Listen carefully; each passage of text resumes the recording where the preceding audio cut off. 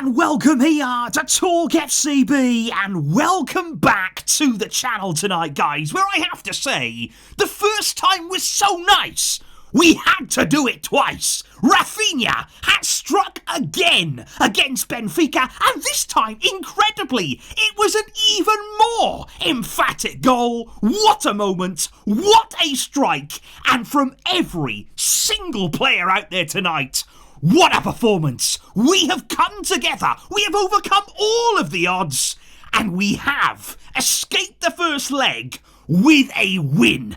This is absolutely massive, and none of it, absolutely none of it would have been possible without our goalkeeper tonight. What a performance too from Wojciech Szczesny. We are going to be talking all about the game, but we've done it.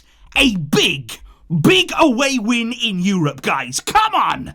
And let's do this. Because obviously, guys, coming into tonight's game, one thing was absolutely clear. It was a big one. This was never ever going to be an easy place to come. We've seen that already this season. And Hansi Flick had a big task on his hands when it came to the starting lineup right here. And as you can see, along the back line, it was Inigo Martinez partnering Pau Cubarsi. Frenkie de Jong got the nod in midfield. And Lewandowski, Raphinha and Lamine Yamal all leading the line tonight, guys. And like I say, every player, they were forced to play their part in the end. Even those as well who didn't even play from the start, came off the bench. Every single player tonight gave something to this game.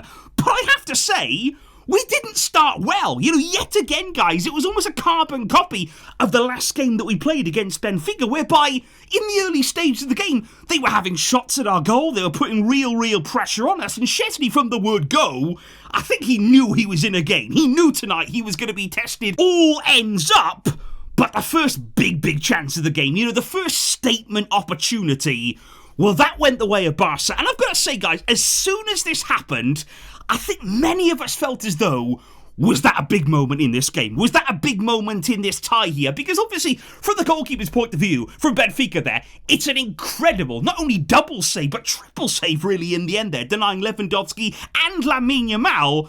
But for Barca, that's a massive chance in front of goal there. Raphinha is creating a lot in that first half as well. Lewandowski's in that position there in front of goal. You expect him to hit the back of the net, but we were denied. And Benfica, they were getting a little bit of joy with the high line. And of course, that's where things all started to go wrong for Barca, really, in and around the 23rd minute mark, when Pau Cubarsi, he gets sent off. It's as simple as that, guys. And I think in that moment, we all had a bit of PTSD. Number one, from the Monaco game, of course, so we got somebody sent off very early on in that game, had to play the whole game with 10 men. Same happened here, but also as well, the red card that we got in the PSG game in the knockout stages last season. We were all thinking, please no, not again. And in terms of the red card itself, I've got to say, I think he's very unlucky, Pau Cubarsi, because obviously they're Benfica, they get in behind, he happens to be the last man, he makes a tackle that he feels he has to, or that he should do, and he's so close there from actually making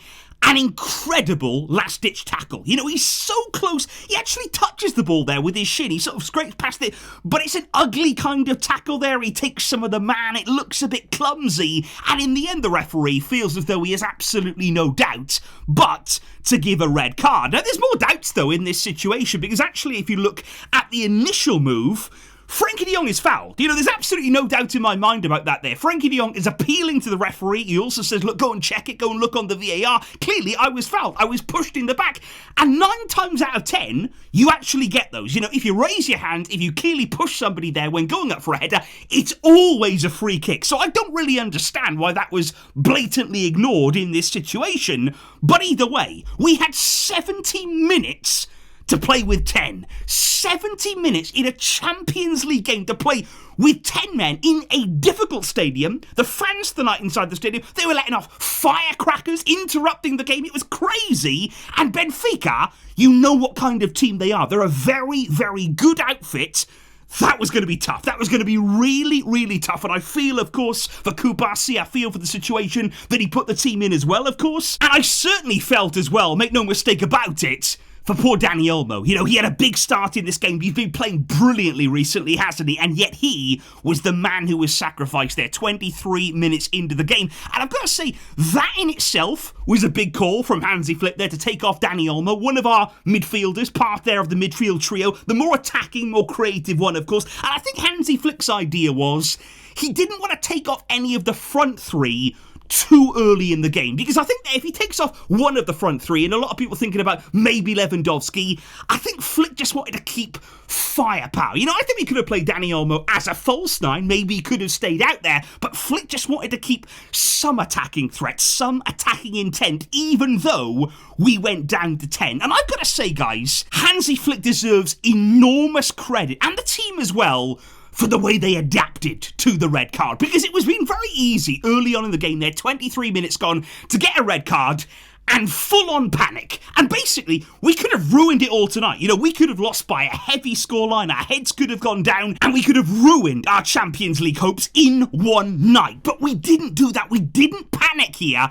We adapted, because what you saw then, along with that front three, along there with the setup that we had, we also dropped back. When we weren't in possession of the ball, we didn't notoriously stick with the high line. We weren't always stepping up. We weren't always there playing really high up the field. Flick was actually very flexible. He allowed the team there to soak it up at times. He allowed the team there to sit back when needed, to regather themselves, and to ultimately have the energy to keep going on the counter-attack too. And I think you look at the end of this game, guys, in terms of the way that we managed it here, in terms of the game as a whole, look how much of the ball that we were still able to have there. We were not panicking in possession. We were not there just getting rid of it and inviting pressure on us. Every time that we got it, we used it well. We made smart, intelligent, clever, and calm decisions on the ball. And we also still in this game created really good chances on the counter-attack, and that's what we saw today. We saw the ability of this Barca team, even despite a damaging situation, a really tough situation. We rose to the challenge, and we still managed to score. However, guys, can I just point out one thing here when we're talking about refereeing decisions, when we're talking about red cards in the game? Can somebody explain to me why this wasn't a red then? Because to me, the tackle here on Inigo Martinez, it's horrific. You know, that is an absolutely shocking tackle there. It's right the way up the shin. It's really, really high. It is blatantly dangerous. And that left Inigo Martinez there in serious, serious pain, rolling around on the floor in agony. And yet, that was only a yellow card offence, and VAR looked at that as well. I was really, really surprised they didn't at least have a longer look, because to me, that is dangerous play, out of control, and caught Inigo really, really high there indeed. And the irony was, following that moment there, Inigo actually gets booked for being angry with the ref for throwing his shin pad. He got the same as the guy that nearly caused him a serious, serious injury. So I found that absolutely extraordinary. But can we talk about Szczesny? Because in this game here, Barca scored a wonder goal, of course, but we also have to acknowledge the man who stood between the sticks for us tonight. Because many, many times over the past few seasons, guys, in Europe, we have gone away from home, and mentally, as a team and individuals at times, we have collapsed. When we come across adversity, we have simply not stepped up. And I just think tonight, the presence of Szczesny, this is what Flick has wanted. This is why he took a difficult decision, a hard decision that it was, to say, okay, Iñaki Peña, you're not in the team anymore. You are gone, effectively. Szczesny's my man. And it was because of these exact moments there. There was moments in this game when the pressure was being piled on Szczesny there, and he's smiling. You know, you're looking at him there, you're looking at somebody to give you some calming influence. The goalkeeper, when under all of that pressure, has got a smile from ear to ear. He is enjoying himself out there. He wanted to be making those saves. He wanted to be coming and claiming those crosses. And I just thought in every moment of this game, he was called into action in the first minute. He was called into action there in the final seconds of this match. He was absolutely faultless in his performance. And like I say, it is down to him. It is down to those saves. It is down to that calmness that we are able to come away tonight with a massive win. But here's the thing, guys, because it wasn't just and only about Wojciech Szczesny, of course, because let's also talk about the massive decision again that Hansi Flick made 56 minutes into the game there. Again, it's in the balance, it's 0-0. Benfica were actually starting to really ramp up the pressure there in the second half, and Flick, I think, wanted a different kind of look there on the counter-attack, and what he did was, he took off Lamine Yamal. Now that, for me, looking at that change there, I was very shocked by it. I was very, very surprised that it was going to be Yamal who came off. I don't think Yamal was all that happy either. But again, it's Flick here doing what he feels is necessary. He's making big calls. He's making bold decisions. And again, Ferran Torres comes on. He supports Lewandowski. He's the one who shifts over to the left. And Raphinha takes up a position there on the right-hand side. And what happens next? Well, this happens next, because Raphinha is alert. He is looking there to be on the front foot. You know that he never stops running. The effort that he applies to every game is extraordinary. He pounces on a loose ball. And of course he gets there first. Of course he's the one there to get to that ball before anybody else. He is the one who wants it most. But once he's got it here, he is surrounded by 4 Benfica shirts. He's got nobody in support. He's got nobody in a Barca shirt up with him. He has no other option. But he's Raphinha. This is a man who is in a Ballon d'Or worthy campaign. And tonight, again, he showed us why. Again in this competition, he picks up the ball. He is carrying this team on his back. What a hit! What a hit this is here. The way that he takes on that strike. He's a mile from goal. He is way out. And the accuracy, the power, the clinical nature about this finish is exactly what we saw against Bayern with the hat-trick. It's exactly what we saw in this very stadium in the 5-4. Raphinha, he delivers. And he delivers. And he delivers on the big occasion. Look, I'm sure if he wasn't such a terrific footballer, Amazon would want him. Amazon would sign this man up.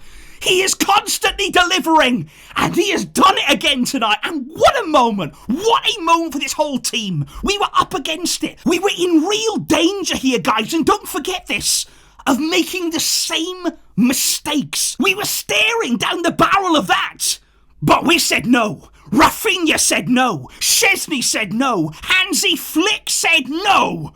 We are not done in this competition, not by a long way. And if we're able to overcome a situation like tonight with 10 men for such an extended period of the game, just think about what we can do as a team. Just think about what this unity, this collective group can achieve this season. We are on the brink of something special. That is what we're working towards every single day.